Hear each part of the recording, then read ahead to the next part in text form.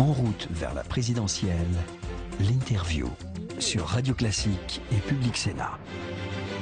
Chantal Joanneau, on est ravis avec Gilles de vous recevoir ce matin parce qu'il y a quelque chose qui avait un peu échappé aux observateurs et qu'on va constater la semaine prochaine, c'est que Jean-Marc Ayrault va faire son grand discours de politique générale à l'Assemblée nationale. Ça, c'est un rituel républicain classique. Normalement, il y a la copie conforme qui intervient au Sénat, donc 24 heures plus tard, mais souvent, il y a un vote. Or là, ils ont utilisé un dispositif constitutionnel précis qui leur permet de ne pas se soumettre à ce vote, probablement parce que la majorité de gauche au Sénat est faible.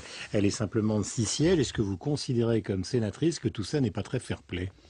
Je considère que c'est pas du tout respectueux du Sénat, mais malheureusement c'est la deuxième fois, parce que il y a également un projet de loi sur le harcèlement qui a été déposé par le gouvernement en force, alors même que le Sénat, les sénateurs, mais tout groupe confondu, avaient travaillé sur le dépôt d'une proposition de loi conjointe, commune, quelles que soient les tendances politiques. Mais comme ils ont absolument voulu faire de la communication sur le sujet, ils ont déposé un projet de loi. Mais vous avez vraiment le sentiment qu'il existe une fragilité de la majorité, bien sûr qu'il y a une fragilité au Sénat. Qu'il y avait un vrai risque politique ? Mais bien sûr qu'il y a une fragilité au Sénat. Pour une raison simple, c'est que déjà quand on choisit d'être sénateur, c'est qu'on est moins en général dans la ligne du parti, on a sans doute plus d'indépendance d'esprit. Donc oui, il y a une fragilité. Ceci dit, de là à mépriser le Sénat et à dire qu'au nom de ce risque, on ne fait pas voter la déclaration de politique générale, je trouve honnêtement que c'est pas respectueux. Mais bon, c'est vrai que la gauche avait toujours dit qu'elle voulait supprimer le Sénat. Donc. Gilles Leclerc. Concernant le débat au sein de l'UMP, vous en êtes où un peu aujourd'hui ? Est-ce que vous avez choisi votre champion, et vous, on peut vous classer, je dirais, un peu dans quel camp ? C'est d'abord un problème d'idée dans le fond. Moi, ça fait il y a quelque temps déjà, regretté et critiqué l'orientation plus à droite choisie par Jean-François Copé et plus libérale globalement. Et donc, effectivement, je suis plus dans les idées d'un François Fillon ou d'un Alain Juppé sur le futur positionnement de la droite. Pour autant, je vais être très clair, aujourd'hui, on n'a pas de projet sur la table, ni des uns ni des autres. On ne connaît pas leurs projets, on ne connaît pas leurs valeurs. Donc, attendons de voir aussi qui va se déclarer. Parce que cette affaire, ce combat d'hommes... C'est plus facile de critiquer la campagne de Nicolas Sarkozy, droitière peut-être à vos yeux et aux yeux de quelques autres, que de construire la suite. Et surtout, c'est plus facile de résumer les choses à un combat d'hommes ou d'ego que de définir vraiment des lignes de rassemblement à droite. Est-ce que ça veut dire que vous considérez qu'il y a peut-être quelqu'un qui, en dernière minute, finalement, va passer devant tout le monde avec un projet ? Tout est possible, parce que là, aujourd'hui, il y a une erreur fondamentale, c'est qu'on considère que cette élection au Congrès va définir le futur candidat pour l'élection présidentielle. Bien malin qui peut dire quelle sera la situation de la France en 2017 et quel sera le candidat adéquat et comment, effectivement, l'opposition va jouer un rôle constructif face à la future crise. Donc aujourd'hui, je trouve que c'est une erreur fondamentale de dire que le futur président va être nécessairement le futur candidat de la droite aux élections présidentielles. Ceci d'autant plus que je souhaite vivement que nous organisions des primaires ouvertes pour ces futures présidentielles. Est-ce qu'il faut tourner définitivement la page du sarkozysme ? Parce que ça, c'est une question de fond, on a l'impression, parce que c'est ça le droit d'inventer, soumettre les uns et les autres.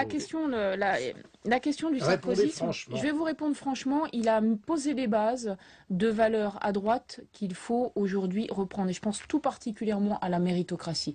Qui est-ce qui a remis le sujet de la méritocratie, du travail au cœur de la droite ? C'est lui. Et ce sujet-là, aujourd'hui, puisqu'il y a une réflexion sur les valeurs... C'était pas la question. Hein. Non, mais moi, c'est ma réponse. Est-ce qu'il faut tourner la page ? Donc, ces sujets-là, il faut les reprendre. Après, tourner la page du sarkozysme, honnêtement, moi j'aime pas. Suggestion de ma part, j'aime pas le principe du droit d'inventaire. Voilà, c'était candidat, tout le monde le respectait. Par exemple, le livre de Roselyne Bachelot, qui a également été ministre, vous pensez que c'est pas très bien ou c'est un livre de témoignage qui est cash, qui est sincère, qui est bien écrit en plus, qui est assez rare pour des livres politiques parce que il y a beaucoup d'humour dans son livre, c'est à l'image du personnage d'ailleurs. Donc non, je critique pas du tout ni Roselyne ni son livre. Je dis simplement qu'aujourd'hui, tous ceux qui nous expliquent, alors même qu'ils étaient dans l'équipe dirigeante, qui n'ont rien dit à l'époque, qu'on a perdu, parce que c'est Nicolas Sarkozy seul qui porte le fardeau de cette défaite. Non, on a perdu parce qu'il y a toujours une transition, surtout en période de crise. On a perdu parce qu'on n'a pas suffisamment défendu notre bilan. On a perdu parce qu'on a fait de l'immigration et de l'insécurité l'alpha et l'oméga de cette campagne, alors même que le vrai sujet, c'est aujourd'hui la crise. Voilà, après, chacun a sa lecture. Moi, j'avais pris honnêtement, si Nicolas Sarkozy avait finalement gagné, après tout son score n'était pas si médiocre, est-ce que cette campagne qu'on décrit aujourd'hui comme droitière, est-ce qu'on aurait parlé de ce sujet-là? Pas forcément, non?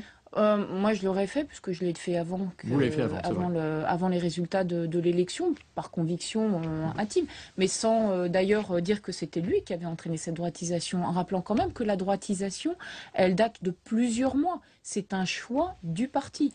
Il faut pas. Vous dites plus que c'est un choix du parti que par exemple, du conseiller Patrick Buisson. C'est un choix collectif du parti. On peut trouver des responsables et des têtes de turc. C'est pas ce que dit Roselyne Bachelot dans son livre. Hein. Elle dit, pardonnez-moi, puisqu'il y a des gens qui ne l'ont pas lu, la thèse générale qu'elle reprend dans cette affaire-là, c'est qu'il valait mieux défendre le bilan du gouvernement, associer les ministres, associer le gouvernement, et que, pour revenir à ce que vous avez dit tout à l'heure, si beaucoup de gens se sont tus, c'est pas parce qu'ils étaient solidaires de la décision, c'est parce qu'ils craignaient les représailles de Nicolas Sarkozy au cas où il serait réélu. C'est ça qu'elle dit. Donc le silence. C'est une évidence. On est dans un parti qui est très hiérarchique, qui est très et j'en ai suffisamment payé le prix. Je continue à le payer. Donc ça c'est une évidence. Mais pour autant dire aujourd'hui que ce ne fut le fait que d'un homme ou de deux ou de trois, alors même que toute la direction du parti, c'était quand même les propos qui ont été tenus autour du texte de loi sur la burqa, autour quand on a expliqué que l'intégration était un échec absolu. Non, l'intégration n'est pas un échec absolu. Il y a une minorité de personnes qui, d'ailleurs, quelle que soit l'origine, posent des problèmes, mais l'intégration n'est pas un échec absolu. Est-ce que l'UMP doit aussi consacrer du temps au débat de société? Dominique Bertinotti, le ministre de la Famille, annonce le mariage homosexuel pour 2013. Vous, Chantal Joanneau, est-ce que vous pensez que c'est finalement une bonne idée, une bonne mesure ou pas? Moi, je m'étais déjà exprimée sur ce sujet. J'ai toujours été favorable au mariage homosexuel et aux droits qui lui sont liés. Donc vous pourriez voter un texte de loi sans problème, parce que sur ce sujet. Je l'avais déjà dit avant, pour une raison qui est même en fait, au nom du respect des valeurs que je défends, qui sont la liberté individuelle et la non-immixtion de l'État dans les choix individuels dès lors que ça ne porte pas atteinte à la sécurité de l'ensemble de la nation. Être pour ou contre le mariage homosexuel renvoie à des valeurs qui ne sont pas des valeurs purement politiques. Donc, au nom même de mes valeurs de droite, je défends le mariage homosexuel parce qu'il n'y a pas de raison que ces personnes n'aient pas les mêmes droits. Mais c'était pas la position officielle de la droite pendant la campagne. Ça n'a jamais été la position officielle, ou rarement on est effectivement une minorité. Mais puisqu'il y a un débat sur les valeurs qui s'ouvre, profitons-en pour les faire évoluer. Mais est-ce que ça veut dire qu'il faut qu'il y ait des courants à l'intérieur de l'UMP futur? C'est-à-dire le gaullisme social, les libéraux, la droite populaire qui reproche d'ailleurs actuellement à l'UMP d'avoir été de ne pas être squeezée. assez à droite. Bon. Les courants, c'est une bonne idée en soi. C'est-à-dire qu'on puisse, si on veut que l'UMP reste un grand parti, il faut que chaque sensibilité puisse s'exprimer sans être dans la situation actuelle, ou si vous êtes un peu plus moderne, progressiste, libéral comme moi, vous faites souvent taper dessus et de manière assez violente en réunion collective. Donc c'est une bonne idée. Pour autant, il faut faire attention parce que les statuts actuels qui exigent 10% des votes de l'ensemble des adhérents au Congrès vont sans doute faire que finalement on n'aura que la reproduction des anciens RPR, UDF, avec les représentants historiques de ces partis. Est-ce que vous avez le sentiment que la nuit qu'on vient de vivre, il n'y a pas simplement celle du football, vous avez été ministre des Sports, vous avez regardé le match ? Cette nuit, non. Pardon, je sais que pourtant c'était sans doute l'un des plus beaux matchs. Voilà, donc avec ces 2 buts extraordinaires de Balotelli, est-ce que vous avez l'impression que cette nuit, c'est une question qu'on se posait avec Gilles, on a franchi un pas, c'était un peu la réflexion de Guillaume Tabar tout à l'heure, dans l'intégration européenne, c'est-à-dire qu'on aurait fait par rapport à ce qui s'est passé en 92, et puis après lors des grands sommets européens, on aurait fait un pas supplémentaire. Le principe du pacte de croissance était déjà inscrit dans les précédents textes, donc on a entre guillemets franchi un pas en mettant de l'argent sur la table. Pour autant, les vrais sujets qui sont l'union bancaire et le contrôle budgétaire n'ont pas été résolus. Et je pense que, vous savez, Maastricht, pourtant c'était très clair. Il y avait l'euro, il y avait ensuite, à côté de l'euro, une obligation budgétaire de limiter les déficits à 3% et la dette à 60%. On n'a jamais mis en face les outils pour ce faire. Moi, je suis très favorable à l'Europe. très. Sans doute une Europe on avec est en pleine périmètre, hypocrisie en France. Regardez ce qui s'est passé on est en pendant la pleine campagne. hypocrisie. Et aujourd'hui, en on a France. un président qui Mais avance vers l'Europe et un ministre des Affaires étrangères qui a voté non. Mais vous allez voir que malheureusement, référendum. quand vous regardez les pays en tête sur les problèmes de déficit, sur les problèmes de dette, malheureusement, nous en faisons partie et que on va bien être obligé d'être plus européens que tous les Européens. Mais c'est dommage qu'on fasse ça dans la douleur et pas dans un esprit plus constructif. Moi, je suis favorable au fédéralisme. Je pense que c'est l'avenir de notre région à l'échelle de la planète. Donc à des abandons de souveraineté. Donc à des abandons de souveraineté. Mais donc à des ministres communs. Des abandons de souveraineté s'il n'y a pas de principe démocratique pour avoir des représentants à l'échelle européenne. Mais si on a des représentants, on n'aura pas d'abandon de souveraineté. Est-ce que vous estimez justement à propos de ce sommet que François Hollande s'en sort plutôt bien et il va revenir à Paris avec quand même des satisfactions? C'est des bouts de chandelle. Pardon, mais tout ça, c'est de la com. Le truc était de dire j'aurais gagné si j'ai forcément mon pacte de croissance, c'était déjà dans les tuyaux. Le vrai sujet qui, pour lui, était la mutualisation de la dette, il ne l'a pas dans les tuyaux. Et heureusement, parce que le peuple allemand, en réalité, plus que ses dirigeants, ne le comprendrait pas. C'est un peuple qui a fait des efforts depuis plus de 10 ans maintenant, qui regarde les autres pays qui, comme nous, tergiversent à faire des efforts, qui ne sont pas des efforts insurmontables, en réalité. C'est juste la définition d'un nouveau modèle de croissance. Alors, dans quelques jours, vous allez débattre au Sénat, comme vos collègues députés, du collectif budgétaire. Dans quel esprit allez-vous être? Est-ce que vous allez être dans un esprit, je dirais, très très critique ou plutôt constructif, compte tenu de ce collectif qu'on connaît d'ores et déjà? On va être très constructif sur le harcèlement sexuel. Sur le collectif budgétaire, dès lors que ce qui est annoncé, c'est simplement de détricoter de manière assez maniaque ce qui a été fait par le précédent gouvernement, pour des raisons purement optiques et politiques. Il y a quand même des baisses de budget annoncées par Jean-Marc Ayrault. Non, mais avant, les baisses de budget, elles sont annoncées pour 2013, mais elles sont annoncées quand même. Elles sont pour 2013 et parce que par ailleurs, il ne fait aucun effort sur les autres sujets. On va à l'encontre de l'histoire quand on évoque par exemple la suppression de la TVA anti-délocalisation. L'histoire veut qu'on abaisse les charges qui pèsent sur le travail pour augmenter celles qui pèsent sur la pollution. Merci à la gauche d'avoir fait supprimer la taxe carbone, je leur en veux. Mais aussi et sur la consommation. La surconsommation n'est pas une bonne valeur en soi.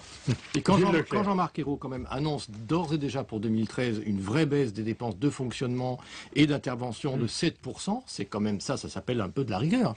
Oui, mais ça, on l'avait déjà engagé. Et le vrai sujet, on l'avait déjà engagé. Et on avait été même plus loin en termes d'objectifs.